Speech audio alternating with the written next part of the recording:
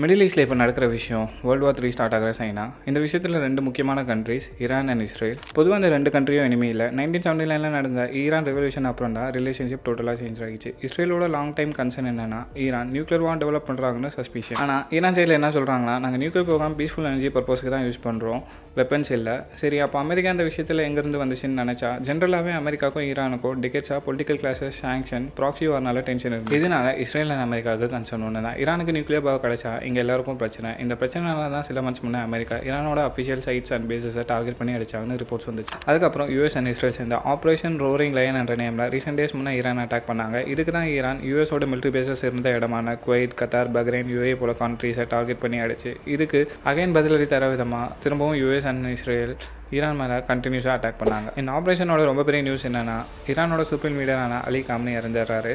பேசிக்காக ஈரானோட ஹையஸ்ட் அத்தாரிட்டியே அவர் தான். Political டிசிஷன்லேருந்து military control வரைக்கும் எல்லாமே அங்கே அவர் தான். அவர் இறந்த அப்புறம் ட்ரம்ப் உடனே ஒரு இன்ஃபர்மேஷன் பாஸ் பண்ணுறாரு. இந்த மாதிரி காம்னி இஸ் தட், இது ஈரானியன் பீப்புளுக்கு கிரேட்டஸ்ட் சான்ஸ் உங்கள் கண்ட்ரிக்கே ஒரு சேஞ்ச் கொண்டு வர. அதுக்கு ஈரானியன் சைட்லேருந்து சொன்னது என்னென்னா, இதுக்கு முன்னாடி நாங்கள் அடிச்சதை விட இன்னும் உங்களை ஸ்ட்ராங்காக அடிப்போம்னு. அகைன் ட்ரம்ப் சைட்லேருந்து ஈரான் எப்படி சொன்னது கேட்டேன், பெட்டர் அவங்க இது பண்ணாமல் இருக்கிறதா. அப்படி பண்ணாங்கன்னா இதுக்கு முன்னே பார்க்காத ஃபோர்ஸ் வச்சு நாங்கள் அடிப்போம்னு. ஸோ சிச்சுவேஷன் இப்போ குளோபல் லெவலில் ரொம்ப சென்சிட்டிவ் ஸ்டேஜில் இருக்குது.